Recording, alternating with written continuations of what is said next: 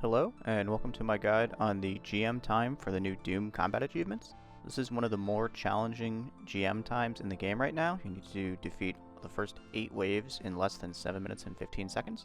Pretty unlikely to get this running casual like money runs or deep dives. You need to actually change your setup, how you're approaching the boss, and deliberately change what kind of actions you're performing in order to reliably get this time. So let's start with the inventory. I have Void and a T-Bow. You can also take Masori. The Void is higher potential DPS. You get like 5 more max hits. Masori is about 10% more accurate, which matters a lot pre-car phase. It's kind of just whichever one you find yourself getting more consistent times with. I have a 5-way melee switch with the Punish. I'm using the Scythe for that. You can take a 6 switch. The Ring would be the most potential max hits. However, when you switch your Ring from the Light Bearer to the Ultor, you kind of mess with your Spec Orb, and I just found that to be too inconsistent for me. The legs or the helm also work. I just didn't find that extra melee hit really mattering a ton for me, so I dropped it. I take a Divine and a regular range pot, 2 Restores in his hand view, 8 Brews, you're going to really want a lot of Brews, and I take 3 Phoenix Necklaces. I've seen some setups with 2, I just found the 3rd one to be useful for the 8th floor, but if you don't need it, definitely drop it. You can take another brew, anything, another melee switch, anything like that. Take the ZCB, and then stuff to deal with the grubs. So let's get into how we're going to perform this task. So here we're going to begin the boss by death charging. I have double death charge, which is extremely helpful, and death charging before you enter the room actually lets you get it back a little bit earlier. Sometimes with the grubs, that's just a little bit more helpful. We're going to ZCB off the rip, and then start bowing. We're really just crossing our fingers for melee punishes here. With the Scythe and this many switches, you're going to get about 100 or so damage, depending on how high you hit. I think the echo hits from the punish are about 80. So with a good Scythe hit, you can hit up to about 130, 140. Time we're aiming for here on this first wave is between 30 and 40 seconds. You can get it faster, you can get it down to about 20. Anything lower than 40, you really just want to reset. But these first 2 waves are kind of just spank and tank.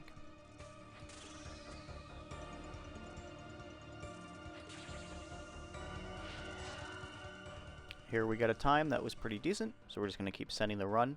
The second wave will be almost exactly the same as the first. You'll ZCB off the rip if you have it. Sometimes you get unlucky if you kill the first wave too fast and don't get any death charges, you just won't have a ZCB. That's fine, you can send it anyway. Here we're actually getting a melee punish, and you can see that even only hitting like an 11 with the Sai still did quite a bit of damage. The melee punishes are very helpful on these first couple waves because they restore your spec, your prayer, and your HP, which will be very useful going into wave 3. So we'll just keep hitting the boss here, not doing anything particularly challenging. Just again, between 20 and 40 seconds, give or take, is what you're aiming for.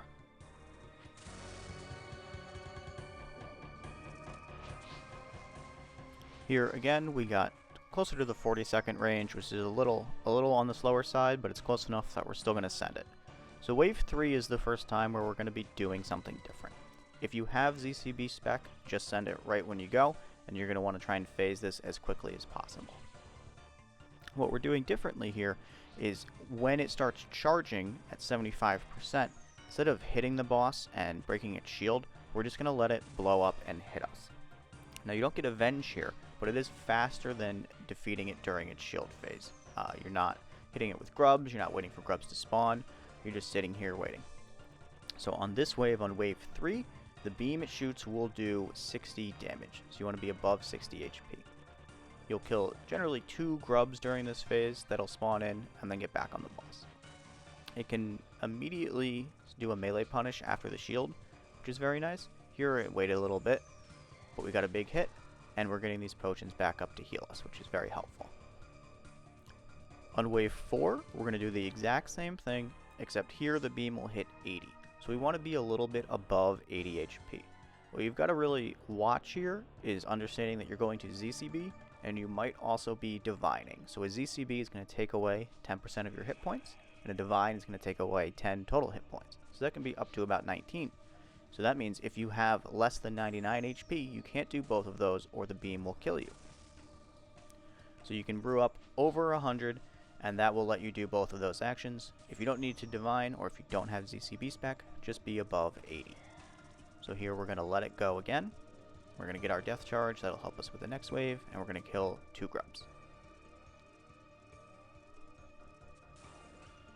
See there, it did 80, and we're immediately back on the boss. You can let grubs go in a little bit to heal. They don't do a ton of damage to you if you only let 1 or 2 in, and they don't heal the boss a ton. It's about 10 HP for the first one, and then increasing after that. So here we want to again finish off with the melee punish. We just missed it there.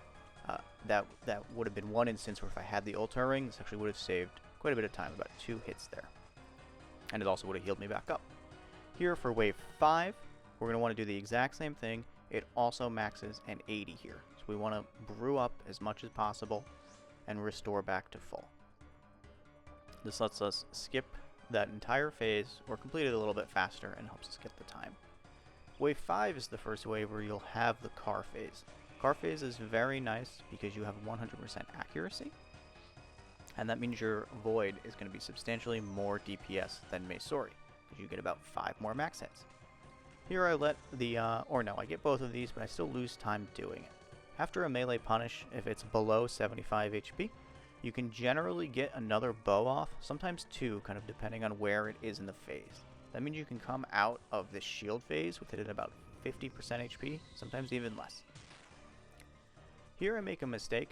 You generally want the car to drag as much as possible during this phase. That gives you up to 1 more hit on this phase with 100% accuracy. So we'll see here, I get a bow here off, but here I don't get the other one. So I lose ticks, and I also don't have 100% accuracy on that hit. We're going for the kill here. If we have to go through the shield phase, it generally just means we're too slow and we've already screwed up the time. And now here we're going to want to brew back up again, get ready for the next wave. So here on wave 6, 7, and 8, the beam will instead do 99 damage. This is what our P-necks are for. So if we're above 99 HP and we get hit with the beam, it'll leave us at about, 1 to 10 HP. This will proc the neck, which will bring you back up to 40. What's nice about that is that there's all this venom sitting around here, and so if you run into it, you don't just instantly die. If you didn't P-neck, you might have to worry about running over venom and taking, 1 damage and dying. With the P-necks, you can get up to 100. So you'll want to watch out here again for the grubs. You'll get about 2. The melee is very annoying because you can get hit by it, and it also causes you to not be where you want to stand. So here I actually screw up and I don't get the kind of rock skip that everyone does, but we recover and it ends up being fine. Make sure you put your Anguish back on after you use the P-neck. It's significant max hits, it's nice accuracy, although that doesn't really matter here, but it's very helpful. Lost some ticks there, ended up being fine. You'll want to just generally, if you screw up the rocks, it's not the end for you. You can still kill the boss normally. This has actually ended up being kind of a slow wave. You want to kill it during the car phase generally because you lose accuracy here. But it's still possible. Here we had 107, which is not an amazing time, but it's passable. We're going to keep sending it. Wave 7 will be exactly the same as Wave 6, except for Doom's auto attacks will hit you faster. So it is a little more awkward to do the side switch into a melee punish while prayer flicking. If you have to lose a tick, it's not the absolute end of the world. If you're consistently failing the time by a tick, there's probably other ways you can improve. So here we get the punish. We're going to get it. We're still going to drop that rock just on that spot. We lose time doing it, but it's kind of just more convenient for that. You see here, after the melee punish, he's at about 60 HP and I got another bow hit off, which is very helpful for just lowering him going into the car phase. We'll kill our 2 grubs and then get ready. Here I have a ZCB. If you ZCB before he starts charging for the car phase, I found that it's bugged out and it will not register. You'll get the sound, but you won't get any XP. And it doesn't do any damage. So we'll just wait for the bow hit to come back up and then start hitting the boss. Here, this one ended up being decently fast. You'll oftentimes kill it during the car phase, just running the runs normally. And just make sure you dodge the slam attack because all of the damage can really add up, and you're kind of tight on supplies with the setup if you don't do it perfectly. Going into the last wave here, I see that I have about 70 seconds to kill the boss, which is not incredibly fast, but certainly something where you can't AFK. So again, I'm going to brew up as high as possible and get ready to P-neck the beam attack. Here, I go back to the same spot we've been using. Sometimes you get unlucky and it gets ragged with poison, and that's just a little inconvenient. Here, I actually screw up the boulder block. Doesn't end up mattering. And I also miss ticks there. If you can get those hits off, it's very helpful. And here I've screwed myself by venoming. So I'm 99 HP, which will kill me. So I need to brew, put the P-neck on, and kill the grubs, and then deal with the poison. Thankfully, because we P-necked, we're actually not really worried about the poison. So if you don't P-neck this phase and you get poisoned, you're 1 HP and you're very likely to die. See, I'm out of sand fuse, which was somewhat user error, but the P-neck was very helpful. So all you have to do here is keep hitting it in car phase, because we fucked up the rock attacks. We have to kind of freestyle this a little bit, but that's totally alright. And here we get the time. We got it by about 15 seconds. This time is quite achievable, just if you perform every action correctly. If you try and go in without P-necks and try to kill the shield phase, very unlikely to actually complete it. Thanks for watching. Hope this guide was helpful for you.